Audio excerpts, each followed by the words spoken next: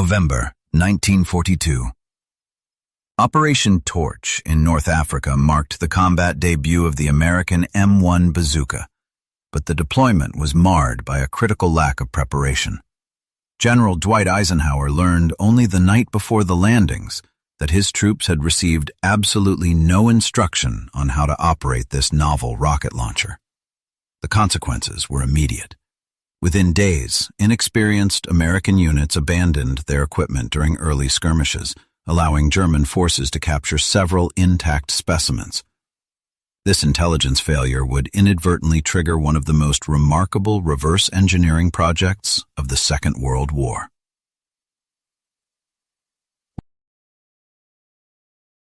To the German military command, these captured weapons represented a startling disruption to established doctrine. They were confronted with a lightweight, shoulder-fired device capable of destroying tanks at ranges far exceeding those of hand-thrown charges. Yet, it required only a two-man team to operate. Wehrmacht technical intelligence immediately recognized the grave implications. Every single American infantry unit now possessed the independent capacity to engage armor without waiting for specialized anti-tank guns or vehicles. Recognizing the urgency of the threat, German forces expedited the captured bazookas directly to the Reich for immediate analysis. The weapons arrived at the Kummersdorf proving grounds south of Berlin, where Wehrmacht weapons experts initiated the first systematic examination of American rocket launcher technology. What they uncovered in that laboratory would fundamentally alter German infantry tactics for the remainder of the conflict, shifting the balance of power between infantry and armor. The technical dissection revealed a mixture of innovative promise and significant problems. The American M1 Bazooka fired a 60mm rocket triggered by a battery-powered electrical ignition, utilizing a shaped charge warhead that could penetrate approximately 75 to 100 millimeters of armor under ideal conditions. While the weapon weighed only around 7 kilograms, and was portable enough for a single soldier, German engineers immediately identified critical structural weaknesses that would need to be addressed before adoption. The reliance on a battery-powered ignition system posed the most serious concern for the German evaluators. Hard-won experience on the Eastern Front had proven that batteries failed catastrophically in extreme cold, and the American design, which stored 4 D-cell batteries in the wooden shoulder stock, was vulnerable to moisture and freezing temperatures. The engineers knew that any German variation would require a far more robust ignition mechanism to function reliably in the harsh, mud-soaked realities of the battlefield. Furthermore, the engineers determined that the 60mm warhead was insufficient to defeat the sloped armor of Soviet T-34 tanks, which could deflect smaller-shaped charges. Fortunately, the Wehrmacht already possessed a solution in the form of the 88mm shaped charge warhead developed for the Raketenwerfer 43 Pupchen, a wheeled anti-tank launcher that cost 5,730 Reichsmarks to produce. Adapting this existing powerful ammunition to a portable shoulder-fired tube would provide superior penetration while capitalizing on established production lines. A critical demonstration took place at Kummersdorf in March 1943, where officials watched captured American bazookas being test-fired alongside experimental German anti-tank weapons like the Faustpatron. This display convinced the Army Weapons Agency that while the American concept was sound, it required German engineering to become truly lethal. Development proceeded with remarkable efficiency, replacing the unreliable battery ignition with a magneto system, where a spring-loaded rod struck a generator to create the necessary electrical current. This new ignition system eliminated the vulnerability to cold weather, ensuring reliability even in the depths of a Russian winter. The launch tube's diameter was increased to 88 millimeters to accommodate the existing Pupchen ammunition, providing a warhead weight nearly 50% greater than the American original. However, this increase in power necessitated a significant design compromise regarding the rocket's propulsion system. Unlike the American rocket, which burned out while still inside the tube, The German rocket motor continued burning for approximately 2 meters after leaving the launcher. While this extended burn significantly increased range and velocity, it created a massive backblast that endangered the operator. Early users discovered that the exhaust could cause severe burns and temporary blindness, earning the weapon the nickname Offenrohr, or stovepipe, due to the smoke and flame it emitted.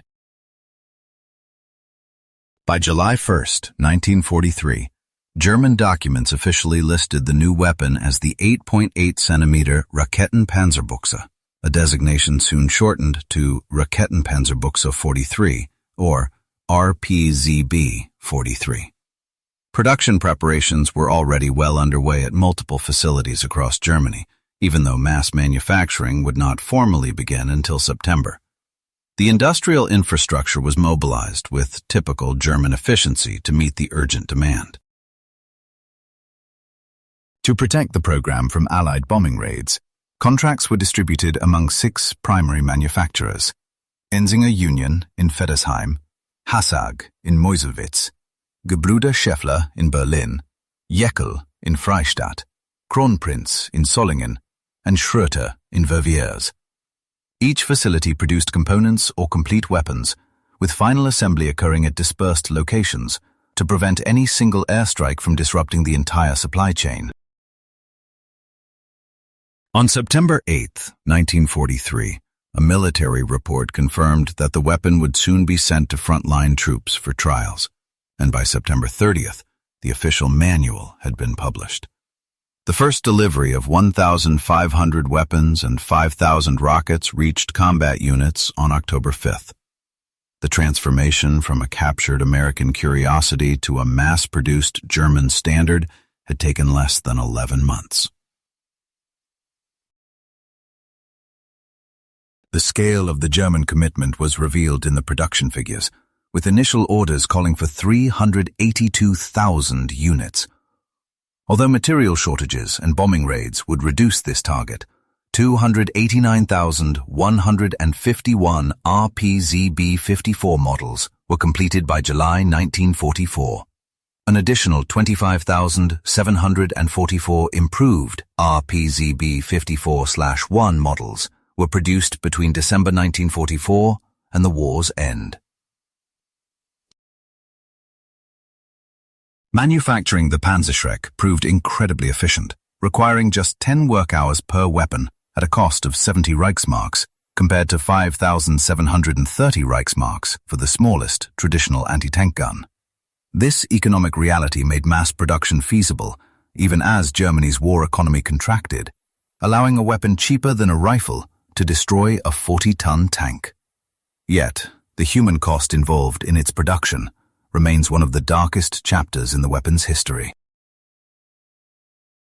As the third largest exploiter of forced labor within Nazi-controlled Europe, the Hassag conglomerate maintained a sprawling network of production facilities powered by the enslavement of concentration camp inmates.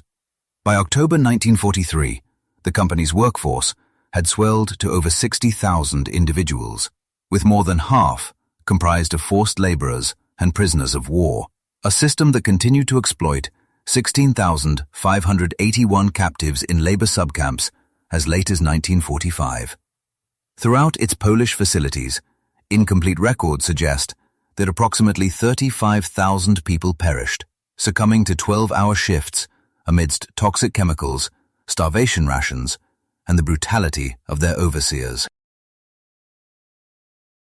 The human cost of manufacturing munitions, including components for the Panzerschreck, was nowhere more evident than at the Schliebenberger camp, which imprisoned between 2,000 and 5,000 female detainees.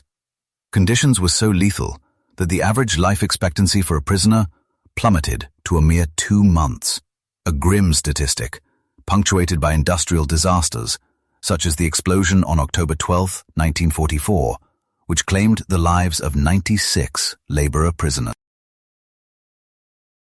Although combat deployment of the weapon began in the autumn of 1943, the initial rollout was hampered by significant logistical failures within the Wehrmacht's distribution network. By January 1944, while 21,141 units had reached combat squads, Nearly 40,000 remained stockpiled in armories, despite desperate demands from infantry units on all fronts, who recognized the launch's lethality against Allied armor. On the Eastern Front, which received priority for distribution, Soviet tank commanders rapidly observed a fundamental shift in the tactical landscape. Where German infantry had previously depended on close-range tools like magnetic mines, anti-tank rifles, and bundled grenades, they now wielded a system capable of engaging armor at distances of 150 to 200 meters, turning every strongpoint into a potential nest of multiple rocket launcher teams. German tactical doctrine maximized the weapon's effectiveness in defensive scenarios by establishing interlocking fields of fire from carefully concealed locations. Teams excavated staggered trenches spaced no more than 115 meters apart, ensuring that advancing armor faced a barrage of rockets from multiple directions, with an effective range of approximately 100 meters against moving targets, and even greater distances against static positions. Technical evaluations from both German and Finnish testing grounds highlighted the formidable capabilities of the Raketenpanzerbüchse Granate 4322 rocket. This projectile achieved a velocity of 110 meters per second, significantly faster than the American Bazooka's 85 meters per second, and delivered a 700-gram explosive warhead that was triple the size of its American counterpart, capable of penetrating 160 millimeters of armor at a 60-degree angle, or up to 230 millimeters at an optimal 90-degree impact. To mitigate the dangers posed to the operator, a blast shield was introduced in February 1944, creating the standardized Raketenpanzerbüchse 54 model. Although this addition increased the weapon's weight from 9.25 kilograms to 11 kilograms, it provided essential protection against the rocket's propellant. Nevertheless, the backblast remained a critical hazard, extending 10 to 30 meters behind the weapon and necessitating protective gear, including gloves and face masks for the crew. As deployment accelerated on the Western Front prior to D-Day, German forces in Normandy positioned thousands of Panzerschrecks to target Allied landing craft and tanks at the waterline. The weapon proved exceptionally lethal in the Bocage country, where the abundant concealment and short engagement ranges perfectly suited its tactical profile, forcing American tank crews to improvise countermeasures, such as additional armor plating and infantry screening, to survive their own invention turned against them. The psychological terror inflicted by the weapon often surpassed the physical destruction it caused, as Allied crews realized that any hedgerow, building, or debris pile could conceal a hunter-killer team.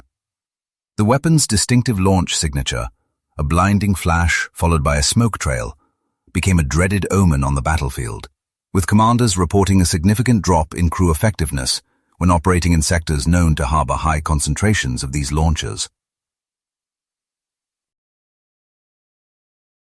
International proliferation of the system commenced even before the conflict concluded, with Finland purchasing 1,854 launchers and 18,650 rockets for a sum of 200,000 Reichsmarks. Finnish troops achieved remarkable success against Soviet armor, validating penetration capabilities of 100 millimeters against face-hardened armor at 30 degrees, while Hungarian forces later received the weapons for Operation Spring Awakening in March 1945, the final major German offensive of the war. Allied intelligence closely monitored the Panzerschreck phenomenon, with a British report from January 1945 noting that German production of nearly 300,000 units in just 18 months exceeded the entire output of Allied bazookas. American ordnance experts acknowledged that German engineers had successfully identified and rectified every design flaw of the original captured bazookas, essentially reverse engineering a superior armament from their enemy's technology.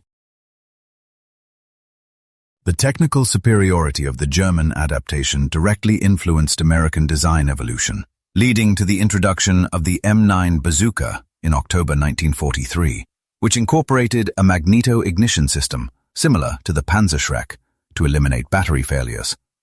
Furthermore, the late-war development of the M20 Super Bazooka, which increased the caliber to 3.5 inches, followed the German example of utilizing larger warheads to achieve the necessary penetration depth.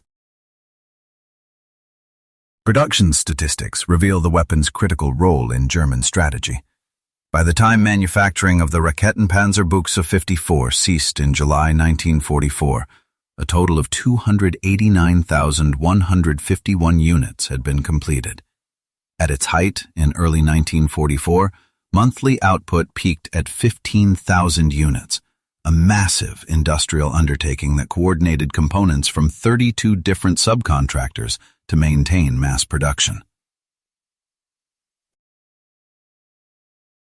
Addressing remaining deficiencies, the improved Raketenpanzerbüchse 54/1 model was introduced in December 1944, featuring a tube shortened to 135 centimeters, refined sights, and improved rocket propellant to reduce backblast. Although 48,000 units were ordered, only 25,744 were delivered before the German surrender, while engineers simultaneously experimented with desperate prototypes made of impregnated cardboard to conserve steel. A cost-effectiveness analysis starkly illustrates why the Panzerschreck became a manufacturing priority. Each unit cost merely 70 Reichsmarks and required only 10 man-hours to produce. In stark contrast, the smallest traditional anti-tank gun, the 3.7 centimeter PAK 3536, cost 5,730 Reichsmarks, yet remained ineffective against modern armor, while a single Tiger tank demanded an astronomical investment of 300,000 Reichsmarks. To put the economics of German wartime production into perspective, the cost of manufacturing a single Tiger tank was roughly equivalent to producing over 4,000 Panzerschrecks. This massive industrial output extended to ammunition as well, with factories churning out more than 2 million rockets to feed these weapons, primarily the RPzB group. 4322 model, which was instantly recognizable by its distinctive silhouette and fin stabilization system. Weighing in at 3.3 kilograms, each rocket was shipped in sturdy wooden crates containing 2 rounds, often manufactured in specific summer or winter variants to ensure the propellant functioned correctly in extreme temperatures. While soldiers were issued transport frames capable of holding 5 rockets, you can imagine how the sheer bulk and weight of these loads significantly hampered their mobility on the battlefield. The impact of this design did not end with the Second World War. The Belgian firm Mika, having built Panzerschrecks under license, evolved the concept into the blindecide RL-83 during the 1950s. Similarly, the Swiss military embraced these principles, adopting the 8.3 centimeter rocket-propelled grenade and keeping modernized versions of this technology in active service right through 1980. Globally, the fundamental concept of launching an oversized, shaped charge from a shoulder-fired tube reshaped the entire history of anti-tank warfare. In a 1946 report, American ordnance expert Colonel C.T. Richards praised the German achievement, describing the Panzerschreck program as history's most successful reverse engineering effort, which went from capturing the initial bazooka to achieving mass production in less than 7 months. German engineers essentially took a rushed American design and refined it into a mature system that outperformed its predecessor in every measurable way. This superiority was confirmed by the Red Army, which captured thousands of units during their advance. Soviet evaluations ranked the Panzerschreck far above the American bazookas they had received via Lend-Lease. Moscow had actually rejected the American counterpart as lacking sufficient power, accepting only 3,000 units, whereas the German weapon's larger warhead and superior penetration aligned perfectly with Soviet tactical needs. The weapon's operational history continued well after the fall of Berlin, with the last documented combat use occurring during the 1948 Arab-Israeli War, where Syrian troops deployed captured stocks. demonstrating incredible durability. These weapons traveled from German factories to battlefields around the world, lingering in the arsenals of developing nations well into the 1960s. We also have access to remarkably detailed technical documentation, such as the Wehrmacht manual from September 30th, 1943, which offered comprehensive guidelines on operation, maintenance, and tactical deployment. An American intelligence report from October 7, 1944, translated these procedures, revealing that German training remained rigorous despite the crumbling pressures of the war. However, safety statistics paint a grim picture, with records citing frequent operator casualties caused by premature detonations, the weapon's highly visible launch signature attracting enemy fire, and severe injuries from the backblast. The danger zone extended 10 to 30 meters behind the shooter, requiring precise positioning to prevent the exhaust blast from injuring friendly troops. This made urban combat particularly treacherous, as the fiery backblast could reflect off walls and incinerate the operator, a risk that becomes clear when comparing the Panzerschreck to its contemporaries in the evolution of anti-tank weaponry. While the British PIAT utilized a spring-launched spigot mortar system to achieve greater range and the cost of penetration, and the American Bazooka favored portability over armor-piercing capability, the Panzerschreck struck a different balance. Unlike the disposable, simple-to-use Panzerfaust, the Panzerschreck provided a reusable platform that delivered substantial kinetic energy and hitting power. As the war dragged on, manufacturing standards fluctuated significantly. Units produced in 1943 boasted excellent workmanship and precision-machined parts. By late 1944, however, Germany's deteriorating industrial base forced a shift to inferior materials and simplified techniques, resulting in a visible degradation of finish and tolerances, even while the weapons remained functional. The logistical commitment to this system rivaled that of traditional artillery, supported by a vast infrastructure of ammunition depots, distribution networks, and dedicated training schools that graduated thousands of operators every month. Specialized repair units were even embedded at the divisional level to maintain these weapons, underscoring the immense value the German military placed on them. Combat effectiveness was inevitably influenced by the environment. Extreme cold caused inconsistent propellant burn, desert sand fouled the mechanisms, and moisture often shorted out the electrical ignition system. Yet, despite these vulnerabilities, the fundamental design was remarkably robust, performing adequately across theaters as diverse as the frozen forests of Arctic Finland and the arid landscapes of Mediterranean Italy. Allied forces scrambled to develop countermeasures, with tank crews welding on extra armor, hanging sandbags, or installing wire mesh screens to disrupt the shaped charges. Infantry also began employing aggressive screening tactics, pushing ahead of armor to suppress anti-tank teams. Yet, the Panzerschreck remained a lethal threat right up until the final days of the conflict.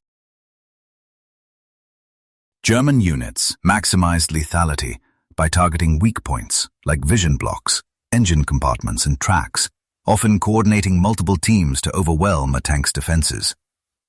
These evolving urban combat tactics influenced post-war doctrine worldwide, even as production quality waned. Records show that while 95% of weapons met specifications in 1943, that figure had dropped to roughly 80% by late 1944.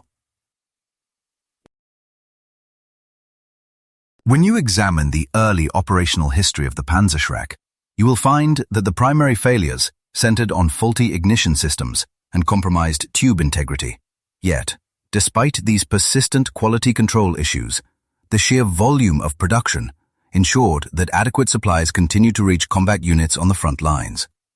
This effort required Germany to divert significant industrial capacity, including steel, electrical components, and the chemicals needed for propellants, away from other potential armaments.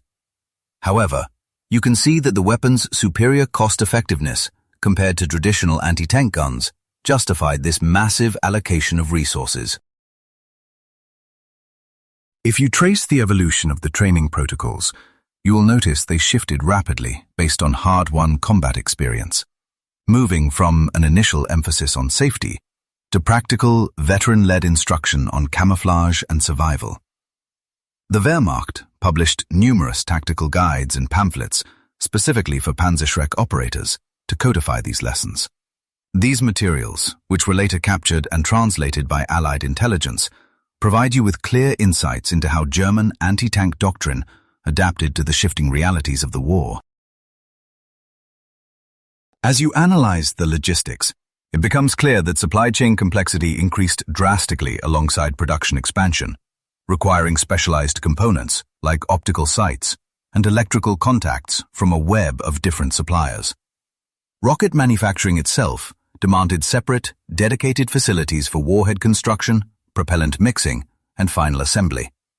You can understand why disruption at any single point could halt the entire process, making the system incredibly vulnerable to the strategic bombing campaigns that targeted German industry.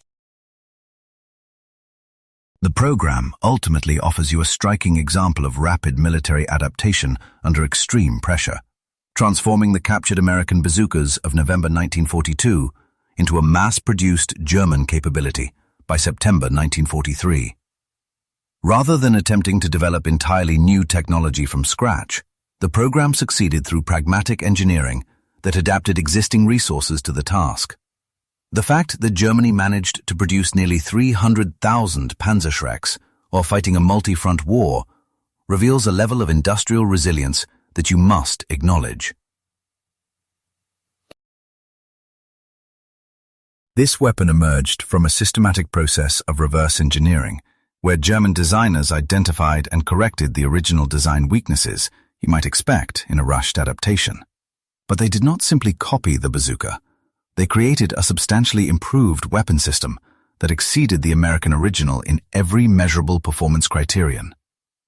For you, as an observer of history, the Panzerschreck represents a successful technology transfer under combat conditions and an effective military adaptation to enemy innovation. Modern military historians often present the Panzerschreck to you as a definitive case study in successful reverse engineering and rapid product development during wartime. The timeline, from the initial capture of enemy equipment to full-scale mass production, remains impressive, even by modern standards. You will find few weapons programs in history that have achieved a similar speed from concept to deployment, particularly when the foundation was captured foreign equipment. However, the complete story requires you to confront a complex mix of technical innovation, industrial achievement, and profound human tragedy.